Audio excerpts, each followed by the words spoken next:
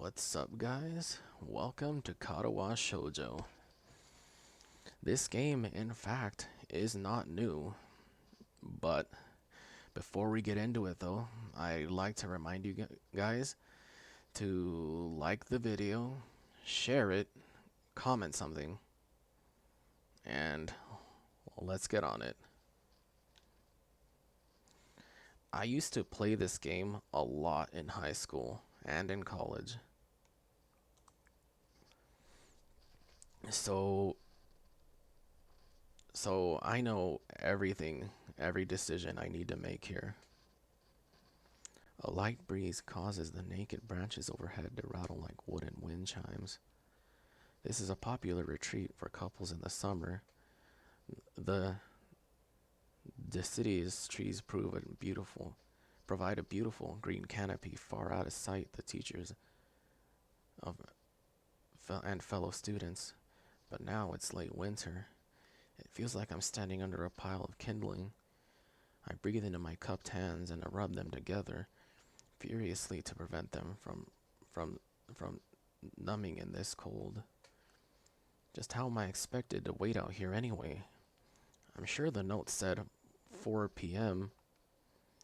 Ah, yes, the note slipped between the pages of my math book while I wasn't looking. As far as cliches go, I'm more of a fan of the letter in the locker, but at least this way shows a bit of an initiative. As I ponder the meaning of the note, the snowfall gradually thickens. The snowflakes are silently falling from the white painted sky, and are the only sign of time passing through this stagnant world. Their their slow descent upon the frozen forest makes it seem like time has slowed to a crawl. The rusting of dry snow underfoot startles me. Interrupting the quiet mood, someone is approaching me from behind. He, Sal, you came? A hesitating, barely audible question. However, I recognize the owner of that dainty voice instantly. I feel my heart skip. I feel my heart skip a beat. A voice I've listened to hundreds of times, but never as more of an eavesdropper to a conversation. I turn my face to this voice, the voice of my dreams, and my heart begins to race.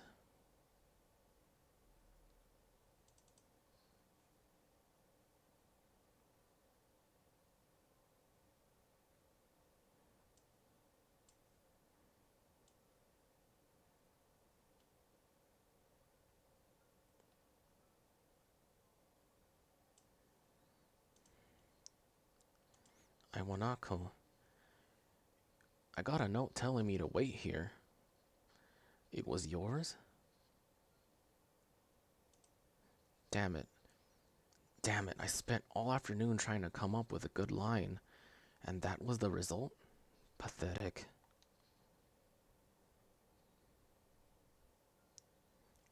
Yes, I asked a friend to give you that note. I'm so glad you got it. A shy, joyous smile that makes me so tense I couldn't move a single muscle even if I tried.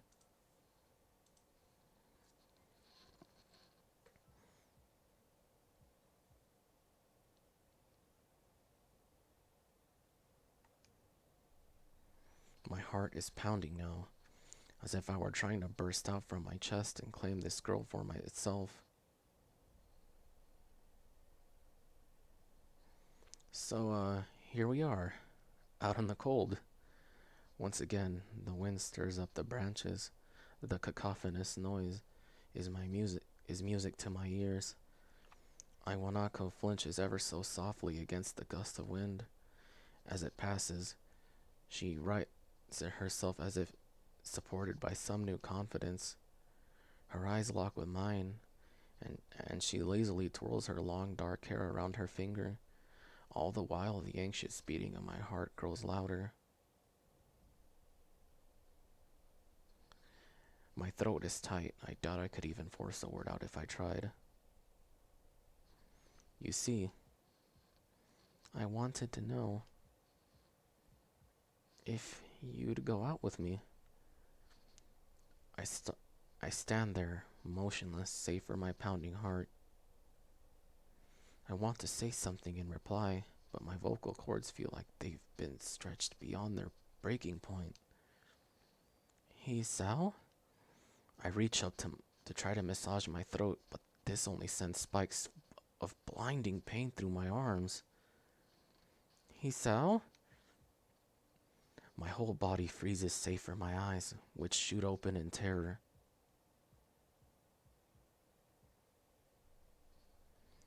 Hey, Sal? The beating in my chest suddenly stops and I go weak at the knees. The world around me, the canopy of bare branches, the dull winter sky, Iwanako running towards me, all of these fade to black.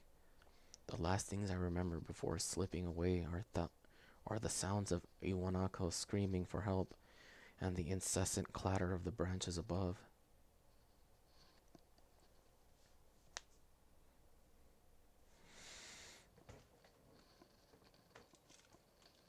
All right. So there are five different girls in this game. So five different paths.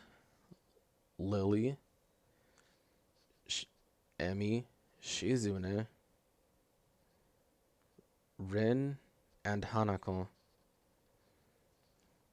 And I'll be covering them all. Starting with Lilly, of course.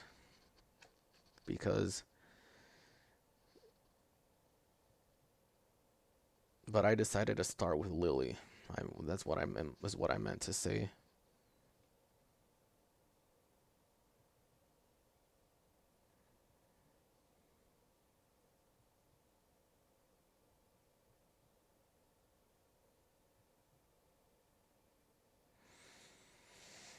And as far as the part leading up to the path, uh, I won't record that part specifically because it's the same thing except save for a couple of changes in dialogue. It's been 4 months since my heart attack. In that whole time, I can barely count the times I left the hospital room unsupervised on one hand. 4 months is a pretty long time when you're left alone with your thoughts, so I've had plenty of time to come to terms with my situation. Arrhythmia. A strange word. A foreign, alien one. One that you don't want to be in the same room with. A rare condition. It causes the heart to act erratically and occasionally beat way too fast. It can be fatal. Apparently, I've had it for a long time. They said it was a miracle that I was able to go so long without anything happening. Is it really a miracle? I guess it was supposed to make me feel more appreciative of my life. It didn't do anything to cheer me up. My parents, I think, were hit harder than the news than I was. They practically had two hemorrhages apiece. I had already had a full day by then to digest everything. To them, it was all fresh. They were even willing to sell our house in order to pay for a cure. Of course, there isn't one. Because of the late discovery of this condition, I've had to stay at the hospital to recuperate from the treatments. When I was first admitted, it felt as if I was missed. For about a week, my room in my ward was full of flowers, balloons, and cards. But the visitors soon dwindled down, and all the get well gifts began trickling down to nothing shortly after.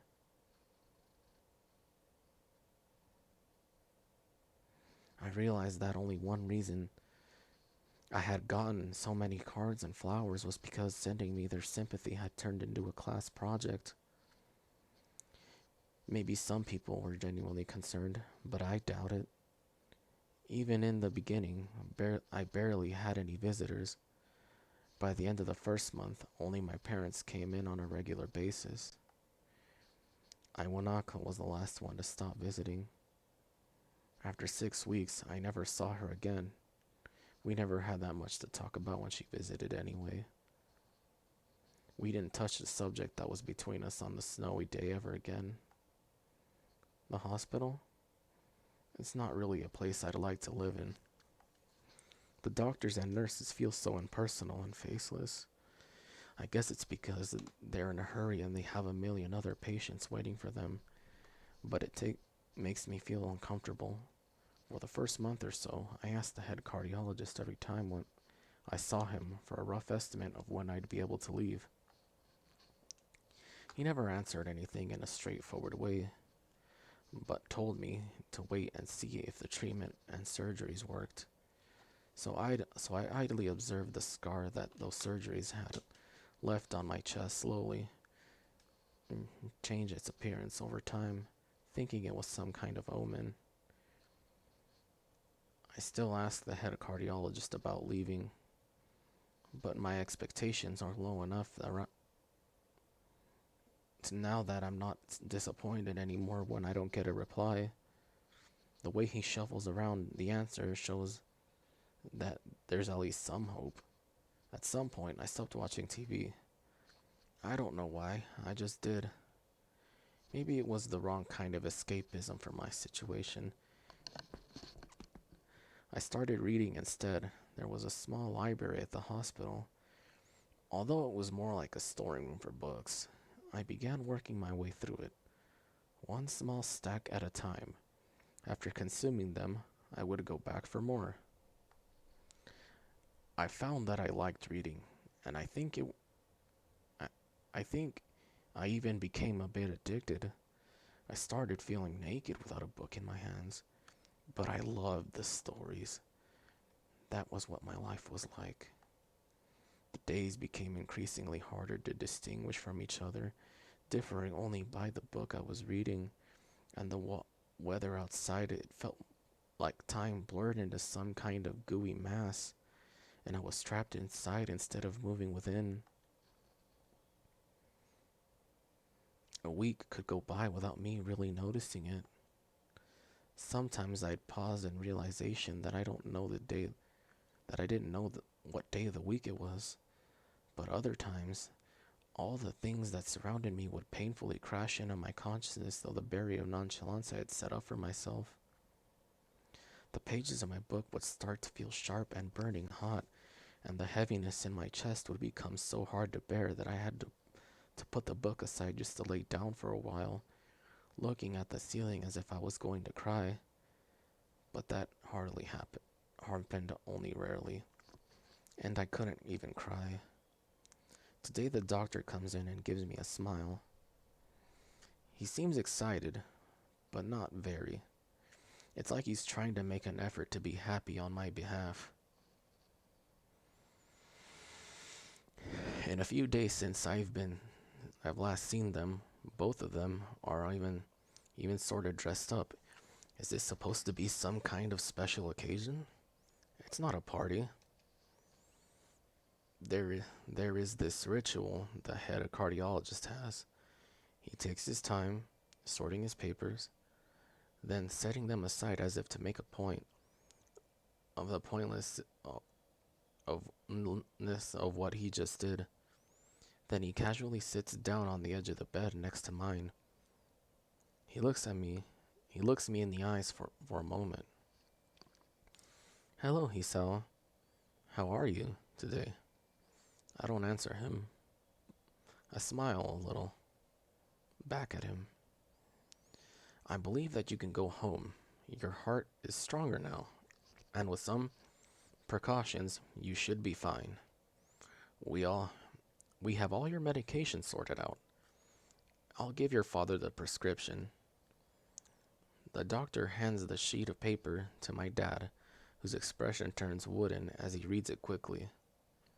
So many. I take it from his hand and take a look for myself, feeling numb. How am I supposed to react to this? The absurdly long list of medications staring back at me from the paper seems insurmountable. They all blend together in a sea of letters. This is insane.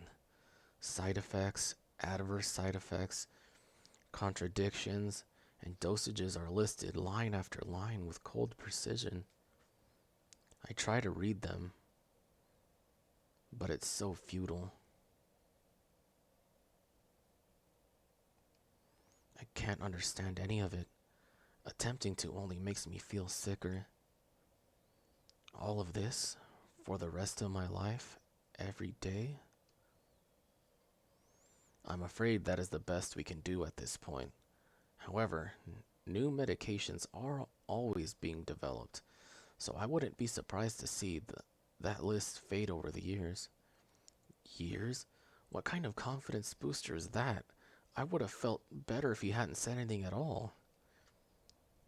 Also, I've spoken with your parents, and we believe that it would be best if you didn't return to your old school. What? Please calm down, Hisao. Listen to what he has to say. Calm down? The way he says it tells me he knew full well that I wouldn't like it. Am I going to be homeschooled? Whatever my concern shows, it's ignored. We all understand that your education is paramount. However, I don't think it's wise for you to be without supervision. At least not until we're sure that your medication is suitable. So I've spoken to your parents about a transfer. It's a school called Yamaku Academy that specializes in dealing with disabled students. Disabled? What am I? It's a 24-hour nursing staff. It has a 24-hour nursing staff, and it's only a few minutes away from a highly regarded general hospital. The majority of students live on campus. Think of it as a boarding school of sorts. It's designed to give students a degree of independence while keeping help nearby. Independence? It's a school for disabled kids. Don't try to disguise that fact. If it was really that free, there wouldn't be a 24-hour nursing staff, and you wouldn't make it a hospital being nearby a selling point. Of course, that is only if you want to go, but your mother and I aren't really able to homeschool you. We went out there and had a look a couple of weeks back. I think you'll like it. It looks like I really don't have a choice. Compared to the other heart problems, people with your condition usually tend to live long lives, and you'll need a job one day, and this is a good opportunity to continue your education. This isn't an opportunity. Don't call it an opportunity. Don't call it a goddamned opportunity. Well, you should be excited at the chance to go back to school. I remember you wanted to return to school, and while it's not the same one, a special school, that's an insult, is what I wanted to say. It's a step down. It's not what you think. All students there are pretty active in their own kind of way. It's geared towards students that can still get around and learn, but just need a little help in one way or another. Your father's right, and many of the graduates of the school have gone on to do amazing things. A person doesn't have to be held back by their disability. One of my colleagues is in another hospital, is a graduate. I don't care. A person doesn't have to be held back by their disability. That's what a disability is. I really hate that something so important was decided for me. But what can I do about it? A normal life is out of the question now. It's funny, I had always thought of my life as some kind of boring, but now I miss it. I want to protest. I want to blame this lack of reaction on shock or fatigue. I could easily yell out something now. Something about it, how I can go back to school. Anyway, but no. I couldn't say anything. Sorry about that, my nose is itching like crazy. I don't see anything. The fact is, I know it's futile. I look around the room. Feeling very tired of this. The hospital, doctors, my condition, everything. I don't see anything that could make me feel any different. There really isn't a choice. I know this. But but the thought of going to a disabled school, what are those even like? As much as I try to put on a positive spin on this, it's very difficult. But let me try. A clean slate isn't a bad thing. That's all I can think to get me out of this. At least I have something. Even if it's a special school, it's something. It's a fresh start, and my life isn't over. It would be a mistake to just resign myself to thinking that. At the very least, I'll try to see what my new life will look like.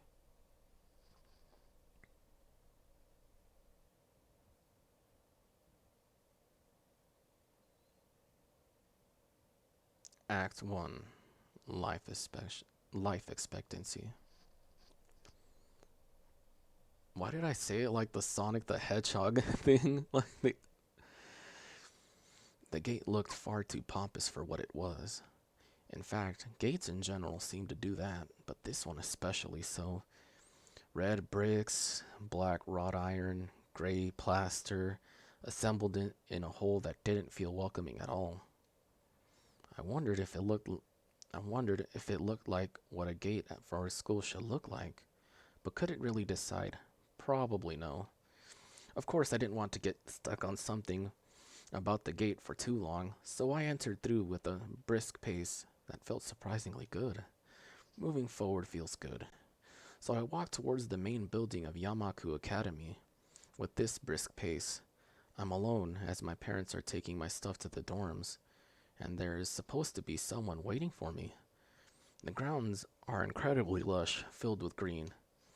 It doesn't feel like the kind of grounds a school would have. It's more like a park, with a clean walkway going past trees and the smell of fresh cut grass and all other park-like things. Words like clean and hygienic pop into my mind. It makes me shudder. I shake them off. Stay open-minded now. It's your new life. You have to take it as it comes. That's what I tell myself. A few big buildings loom behind the leafy canopies. Too big and too many just for a school. Everything seems off. It's different from what I thought I knew about schools. It's an uncanny valley. Even though I was told this is my new school, in the back of my head, it doesn't feel like one. I wonder if the feeling is real or caused by my expectations of a school for the disabled. Speaking of that, I don't see anyone else here. It's kinda eerie. It makes me wish there was somebody here so I could anchor myself to something tangible instead of having this feeling that I stepped into another dimension. The trees hum with the wind, and the green hues flashing all around me catch my attention. It makes me think about the hospitals again. How how they say that the operating rooms are painted green because the green is a calming color. So why am I feeling so anxious despite all this greenery? Only after I stand in front of the haughty main building, I surprise myself by realizing why the gate bothered me. The last chance I had to turn back, even if I had no life, I could return to. But still, after entering, there was absolutely no way I could go back anymore. Feeling nervous with this very realization set in my head, I open the front door. A tall man with bad posture notices me as I enter. We're the only people in the lobby, so it's only logical. You must be Niki? Nakai.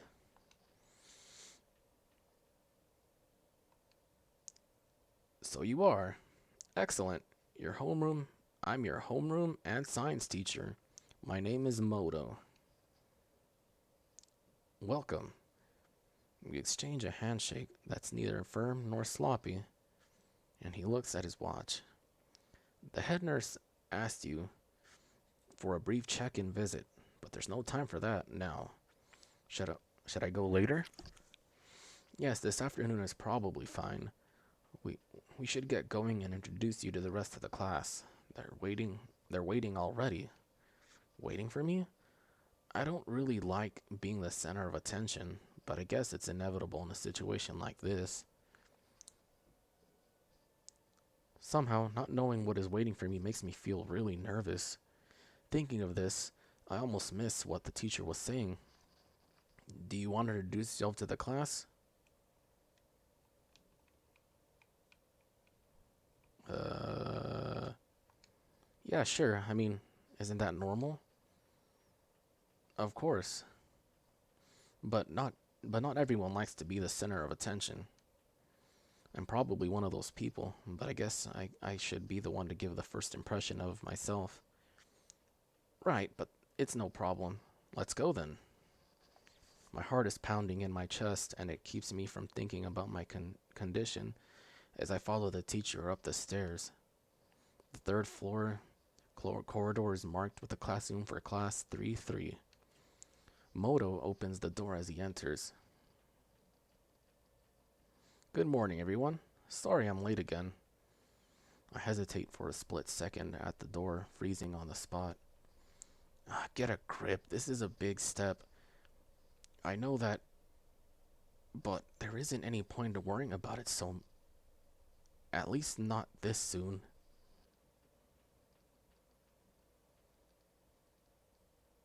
I follow the teacher into the classroom and look around, partially so I won't have to meet the curious gazes of my new classmates. It's pretty spacious. The ceiling is unusually high, and there's lots of space left over around and in between desks. And an entire wall is taken by blackboards, and the high, old-fashioned windows only make it seem larger. The students' desks are just standard wooden desks with shelf underneath for books and wooden chairs with metal frames, simple and efficient. I stop walking in front of the classroom and face the other students. All look normal, like students in any other school, but then why would they be here? They're probably like me and have something wrong with them. It's it's just not immediately obvious. Then I notice one of the girls seems to be missing her thumb of her right hand. It's a little jarring. Despite the natural tendency to listen when someone's talking to you, I tune out the teacher's speech halfway through while he introduces me to the class. I notice I notice a flash of dark hair and see that someone is looking at me. A girl with really long straight hair that is pretty eye-catching.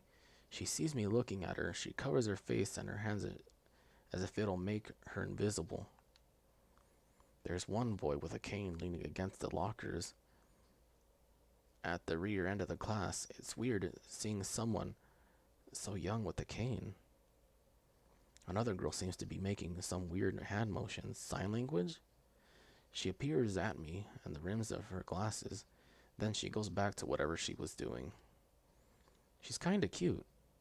So is the cheery looking girl with pink hair sitting next to her. She's really hard to miss. I don't know how I didn't notice her the moment I walked in. Please, welcome our newest classmate. He claps his hands, and so he does everyone else except me, the one girl with the first row who has only one hand. I cringe a little, but I hide it by bowing and thanks for his applause I did not deserve. A collective silence tells me that I should open my mouth now. So I'm His so I'm Hisao Nakai, and after that, my hobbies are reading and soccer, and I hope to get along with everyone, even though I'm a new student. And after that, I'm being so boring. This is exactly like every self-introduction ever. I should say something more exciting. I end up saying nothing, and the teacher picks up from there. Everyone seems to be satisfied even with what little I said. A few girls are whispering to each other, throwing glances at me. It could have gone worse. Well, that is the end of the first episode of Katawa Shoujo ever. Of Katawa Shoujo. Before I end things off, though, I'd like to remind you guys to like the video, comment something, and share it around, as it helps a lot. And also, I'd like to remind you guys to join the community, the Discord. It's 100% free. And as always, I'll see you guys in the next one. Peace.